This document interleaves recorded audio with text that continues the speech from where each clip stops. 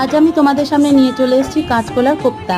তো প্রথমেই দিয়ে দিলাম কাঁচকলা আলু সেদ্ধ করে নিয়েছি, তার মধ্যে দিয়ে দিলাম কাঁচা লঙ্কা কুচি, বাদাম ভাঙা, আর দিলাম বেসন, চালের গুঁড়ো, লবণ, গোলমরিচের গুঁড়ো। এগুলোকে সুন্দর মিষ্টি হাতের ছোঁয়া দিয়ে ভালোবাসা দিয়ে সুন্দর করে মেখে নিলাম।